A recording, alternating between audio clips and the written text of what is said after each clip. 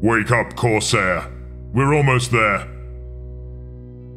Sartak snapped back to consciousness, only to find himself looking down the barrel of a bolter.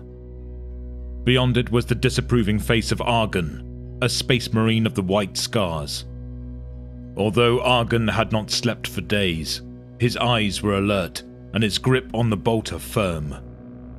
"I am not a Corsair," Sartak said with dignity. "I am like you, a space marine of the Astral Claws chapter." Argon reached down, grabbed Sartak's shoulder with his left hand and hauled him roughly to his feet. Forcing his bolter against the side of Sartak's head, the White Scar spat in disgust. "You filth! The Astral Claws betrayed the Emperor. You lost the right to be called a space marine long ago. You're nothing but a reaver and a pirate." Sartak felt the cool metal of the bolter against his flesh, but somehow he remained calm. He knew the White Scar would not kill him now. There was too much at stake. "I am here to restore the honor of the Astral Claws," he said in a level voice. "My reaving days are over." Argon released Sartak from his grip, but kept the bolter handy. "Yes," the White Scar growled. "So you said in your moving speech before Supertai Khan.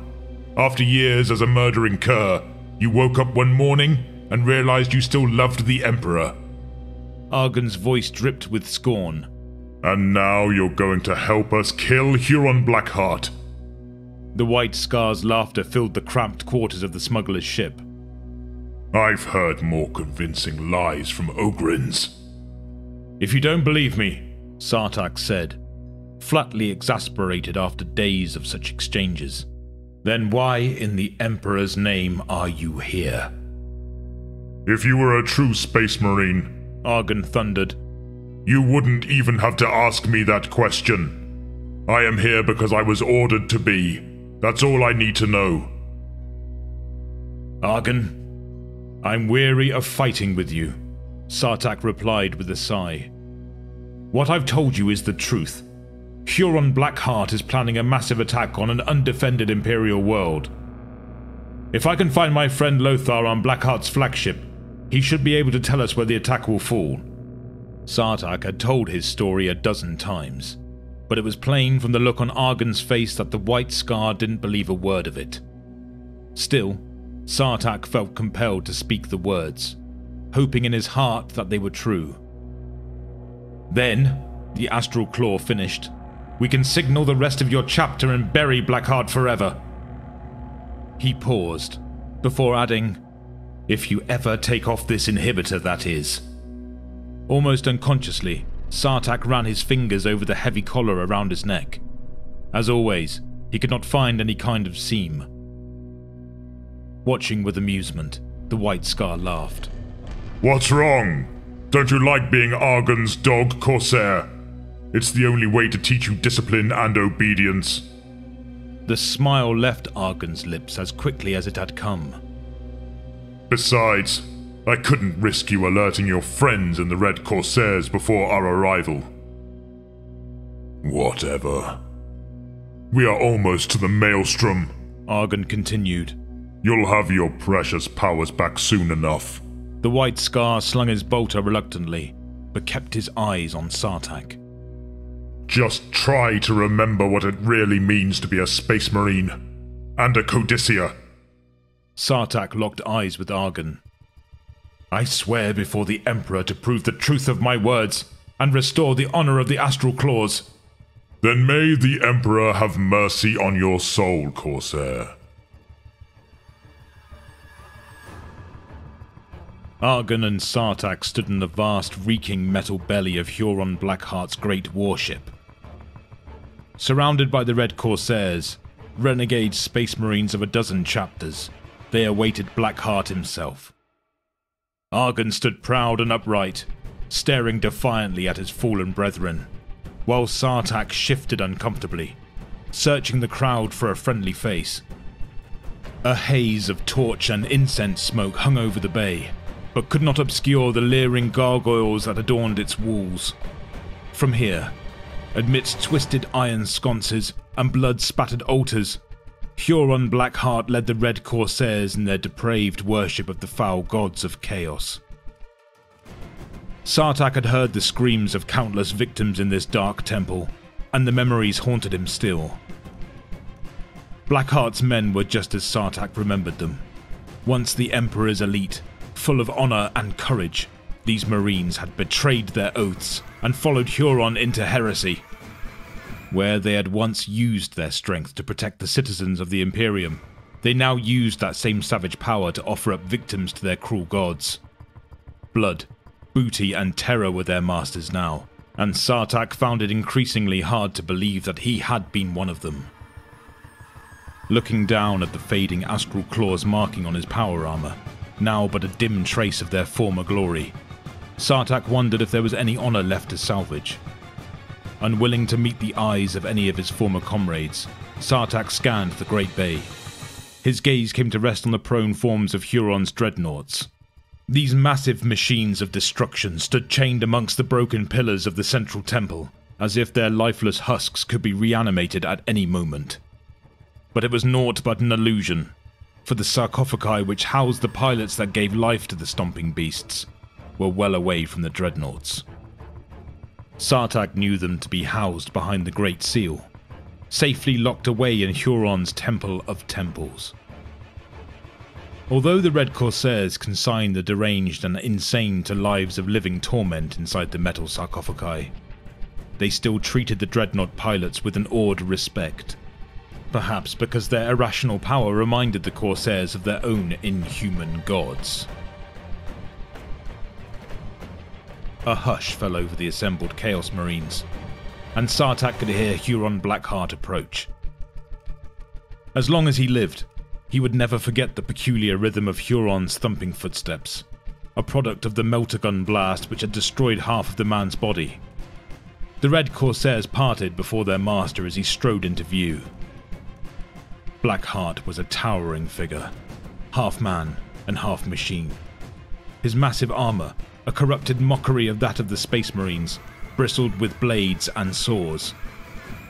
In place of his left arm, he had an enormous bionic claw that jerked open and closed spasmodically, so eager was it to rend the flesh of the living. Huron's wreck of a face radiated sheer menace, and his eyes burned with an unholy fire. Stopping his thundering advance only a few paces from the two Space Marines, the Blood Reaver sized up his new guests, as a butcher might study cattle ready for slaughter. Sartak, Huron boomed. I last saw you dead on the bridge of a White Scars cruiser. Yet here you stand. Tell me, how are you alive? Great tyrant, Sartak began. I was but knocked unconscious during that savage fight. The White Scars took me prisoner, but I would say nothing to them. The Marine could feel his mouth getting drier as the well-prepared lies came to his lips. Hurriedly, he continued, trying to finish before his voice betrayed him. Argon here helped me escape, and we hired a smuggler to bring us back to the Maelstrom. I told Argon that you were always looking for men like him. Huron's twisted face betrayed nothing as his gaze swept to the White Scar. Sartak felt relieved to be out from his scrutiny. He only hoped the proud White Scar could feign the humility needed to win the tyrant's trust.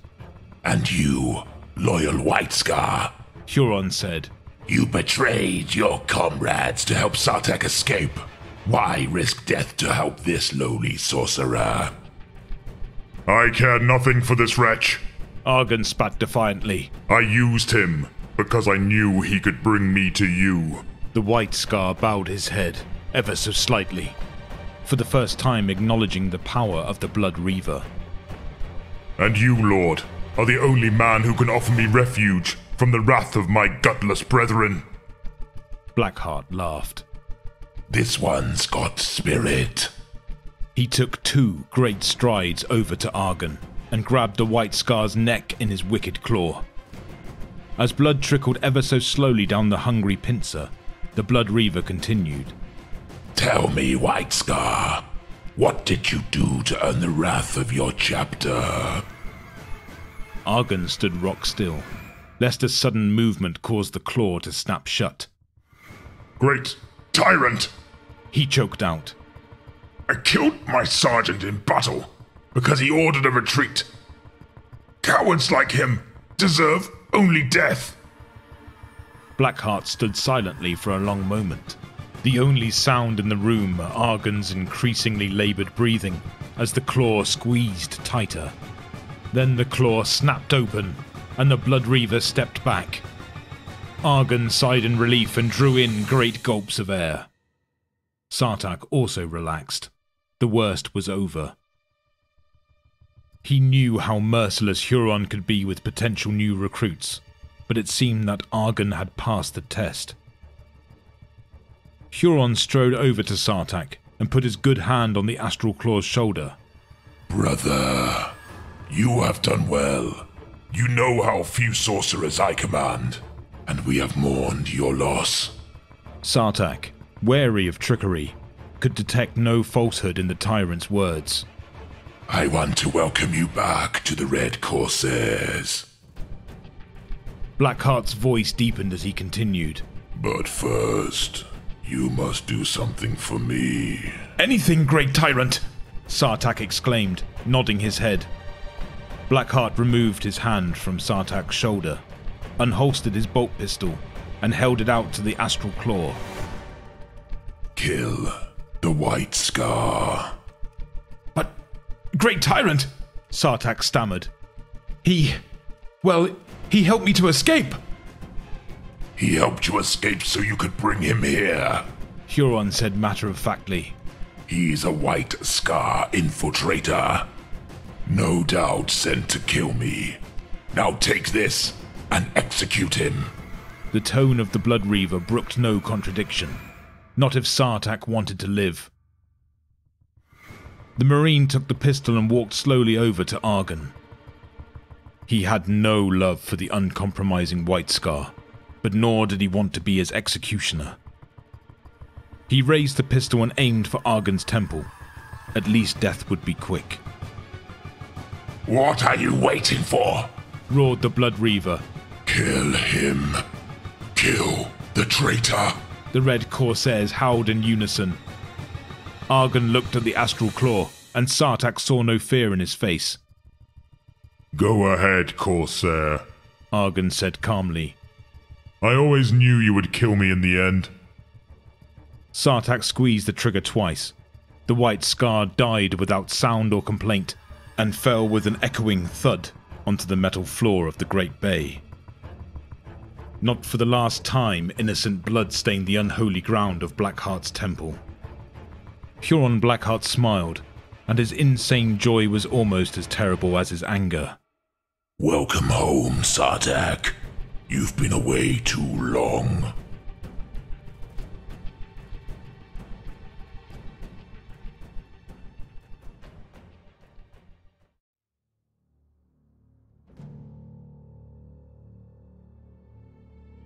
Sartak moved quickly amidst the twisting corridors of Huron's warship. It had been 2 days since his return, and at last it seemed safe for him to move about freely.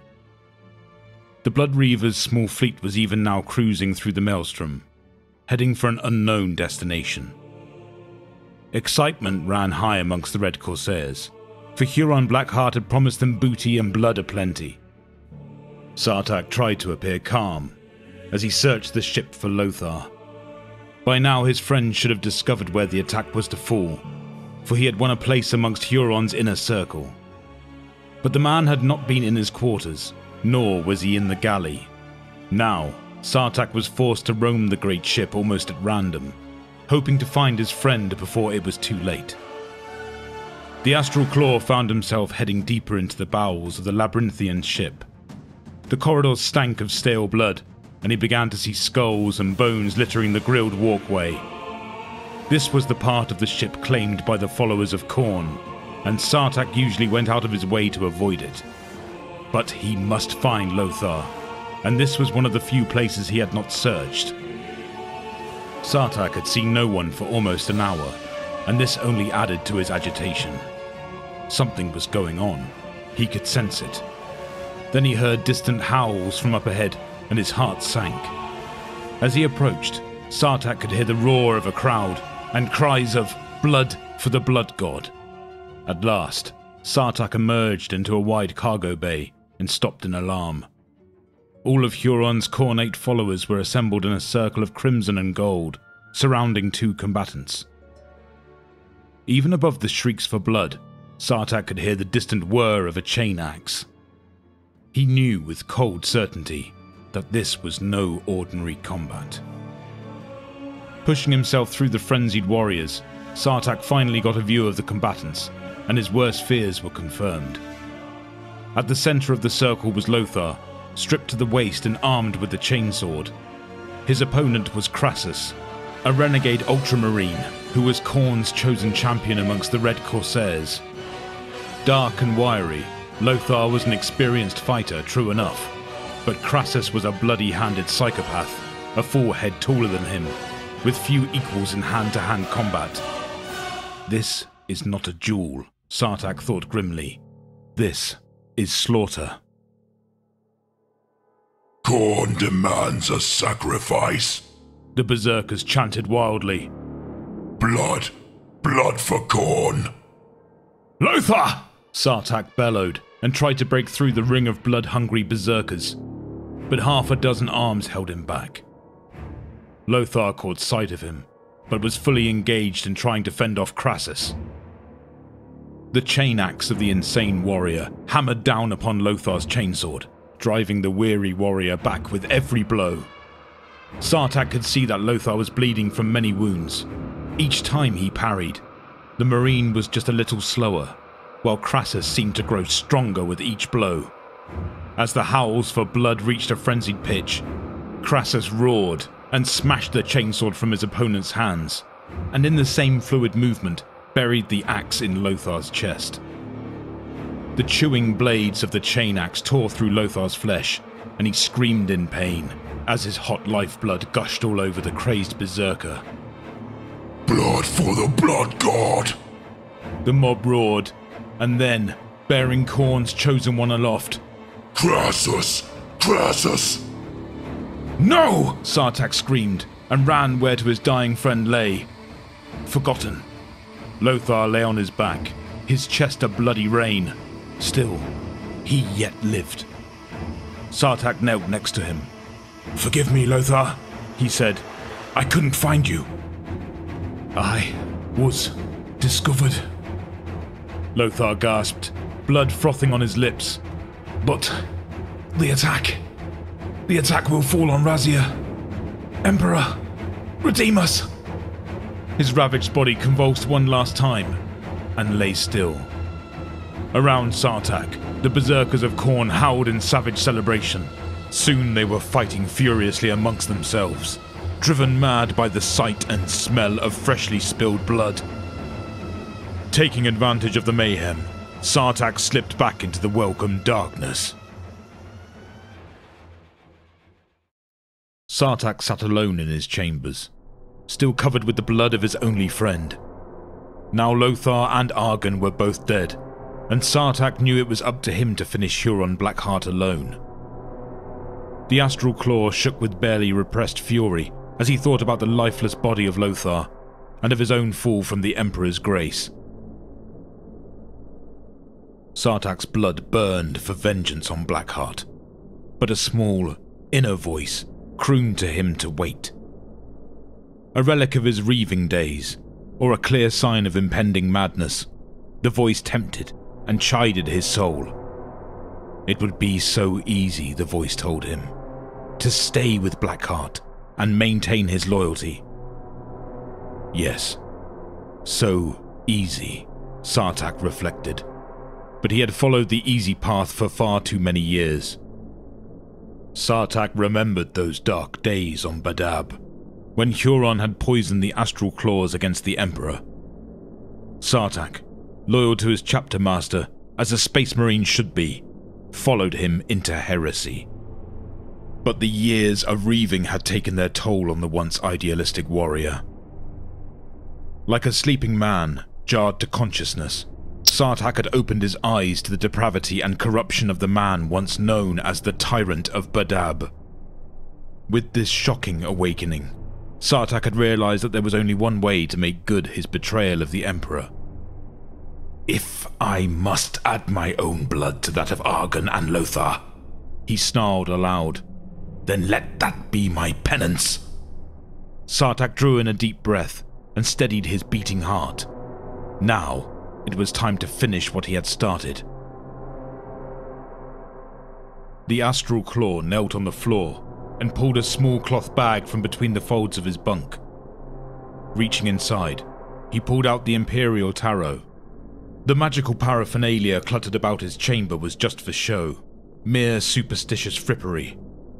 Huron was strangely proud of his sorcerers, and Sartaq had been forced to act the part. Runic wands, talismanic skulls, and ancient icons lay strewn about haphazardly. The accoutrements of his obscene trade. Now all Sartaq needed was the purity of the tarot to communicate with the White Scar ship which circled the Maelstrom, in eager anticipation of his message. It was time for him to take on once again the mantle of Space Marine, Librarian, and Astral Claw. Sartaq knelt and shuffled the tarot. Focusing his mind, he drew 3 cards from the top of the deck and placed them face down. Holding his breath, he flipped them over one by one. Horror. Revealed before him were the Emperor reversed, the Tower and the Ecclesiarch reversed. Sartaq suppressed the shock of such an ill-omened hand, quickly reminding himself that he was not divining, but reforging long broken lines of communication. Trying to forget the grim portents thus revealed, Sartaq concentrated on the tower. Chanting quietly, he envisioned the tower in the distance, across the great tide of the warp. Casting his mind outward, Sartaq fell into a deep trance. Always he kept the tower foremost in his mind, as he searched for the spirit of the White Scar librarian he knew to be waiting. The warp embraced him as it always did, comforting him like a mother as it tried to suck him to its womb. Further and further he reached, beyond the gibbering hordes of demonic creatures which implored him for his soul. Then, at the last, the jolt of contact. Across the warp, their minds came together, and in an instant, it was done. Razia, he intoned. The attack falls on Razia. Information delivered, Sartaq broke the contract and fled back across the void to the safety of his own body. It was finished. Before Sartaq could so much as stand, there was a rending crash as the door to his chamber was smashed open. Standing in the doorway was Huron Black, flanked by the tall, cadaverous figure of Garlon Soul Eater, the tyrant's most potent sorcerer. Sartaq jumped to his feet, scattering the Imperial Tarot across the floor. "Great Tyrant! I had not expected you!" he stammered hastily, knowing with certainty that the tarot had shown him the future after all. No, I don't suppose you did. Huron laughed. The Chaos Leader shrugged towards his twisted sorcerer. Garlon tells me that you have been communicating with the White Scars, and I wanted to come and thank you personally. Thank me, Lord? Sartaq let his hand rest on the hilt of his foresword, yet maintained a pretense of servitude a while longer. Yes, Astral Claw. Most certainly. The tyrant grinned maliciously. I wanted to thank you for telling the White Scars that I would be attacking Razia. Huron continued, his words dripping irony. A touching show of misplaced loyalty. The Corsair's voice rose to a thundering growl, and he stabbed his power claw at Sartaq. Especially when you consider that I've changed my mind. Changed your mind? Sartaq gasped, taken aback. Huron waved his hand dismissively. Well, no, I lie. I haven't changed my mind as such. We never were attacking Razia. Sartak began to see the trap which had been set for him, and his grip was firm upon his force sword. You twisted evil. What do you mean? The tyrant laughed widely at this show of bravado, and beside him Garlon clapped politely in mock applause. We are, in fact, headed for Santiago. Blackheart paused to let the awful truth sink in. Thanks to you, however, the White Scars will be far away when the Red Corsairs sweep down on that helpless planet. The tyrant grinned again, obviously delighted with the Astral Claw's terrified expression. Sartak staggered backwards, overwhelmed by the enormity of what he had done. Santiago? But why? He whispered, horrified. There's nothing to steal there. It's an agricultural world of no military significance at all. Garlon rubbed his bony hands together eagerly, his wet tongue licking his thin lips in anticipation of some future pleasure.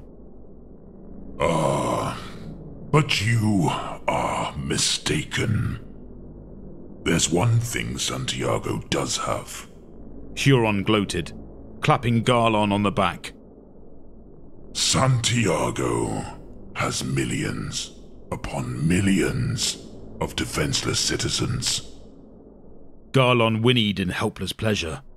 The sorcerer's eyes rolled in his head, and he silently mouthed the words, blood and skulls.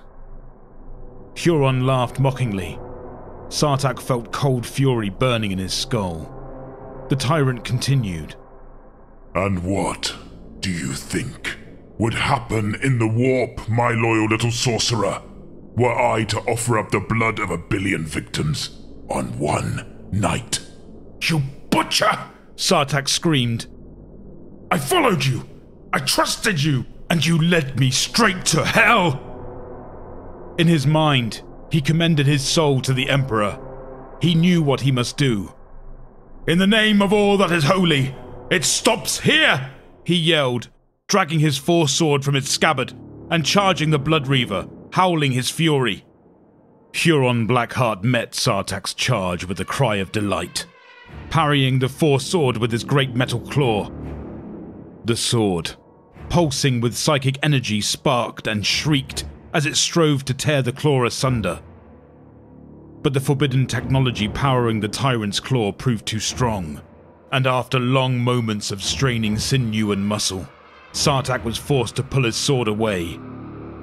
Backing up as far as he could in the cramped confines of the chamber, Sartak quickly uttered a calming prayer, before focusing his mind and unleashing a psychic blast at Blackheart's diseased consciousness. The energy of righteousness roared within him, and the bolt flew clear and true. But Garlon Soul Eater, soaked in the black energies of chaos, deflected the blow with a casual flick of his skeletal thin wrist, all the while cackling with perverse pleasure. There'll be none of that, Sartak. His voice oozed mockingly into the Marine's mind. Goodbye, our lovely traitor. The Blood Reaver closed on Sartak, even as Garlon's twisted laughter echoed inside his skull. There was no more time for psychic trickery. As the tyrant attacked with all the power at his disposal, it was all the Astral Claw could do to parry the whirling power axe and merciless claws. Sartak held his force sword in both hands, trying to keep Huron at bay with great sweeps of the deadly blade. Huron would not be denied blood. With a scream of rage and bitter satisfaction, the tyrant slammed Sartak's blade into the wall and pinned it there with his axe. The sword was motionless for just a few seconds, as Sartak tried in vain to wrench the glittering weapon free. But that was enough time for Blackheart to close his great claw over Sartak's exposed wrists. With a wicked grin, the Blood Reaver snapped the claw shut with a sickening crunch.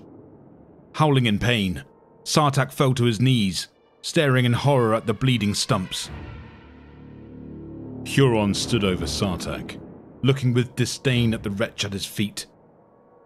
You'd like to die now, wouldn't you? Last of the Astral Claws. Sartak would not answer. He watched his lifeblood slowly pump away, knowing that he had failed utterly. Blackheart walked around Sartak's prone form, crushing the tarot cards that still lay on the floor. But a hero's death is not for you, he taunted as he brought his leering face close to Sartak's bloody countenance.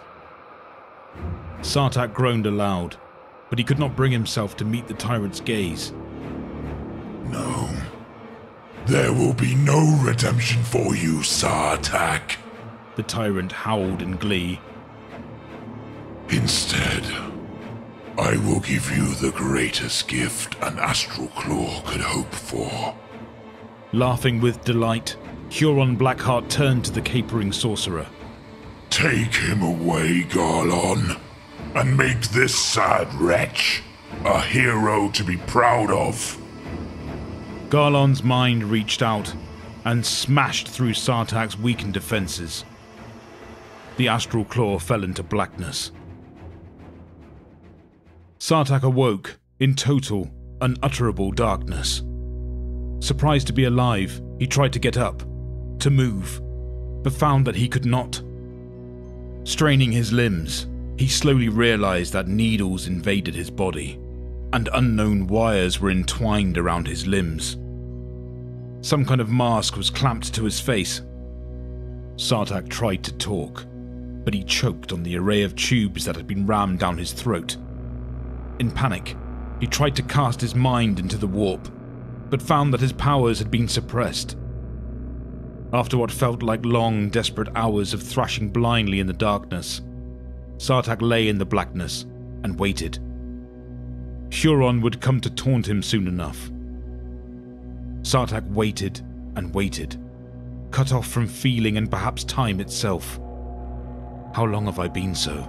He wondered. Hours. Days. Time had lost its meaning. Still Huron did not come. What have you done to me? The panicked librarian screamed silently. Have I been jettisoned into the emptiness of space, in an escape capsule? Will I fall forever in the void? How would that make me a hero? His mind cast about, trying to find an answer, but to no avail. Nothing made any sense at all. In a flash of realization, it all became clear. Sartak remembered his one walk beyond the Great Seal. He remembered seeing the maddened members of the Red Corsairs encased forever in coffins of adamantium, sealed up in the Great Temple until battle called. Sartak knew beyond doubt that the life support systems of a dreadnought could keep a man alive indefinitely. But what if the sarcophagus were never to be hooked into a dreadnought? What if a man was locked inside and left to rot for all eternity? What then? Sartak tried desperately to think of another possible explanation for his plight, but the logic was cold and inescapable. The epiphany of horror crashed into his consciousness with unstoppable power. He could not even scream, as sanity fled. In the frigid darkness of the Maelstrom, the fleet of Huron Black tore through space, destined for doomed Santiago. The Blood Reaver was on his way, to offer up 1 billion souls to the dark gods of chaos.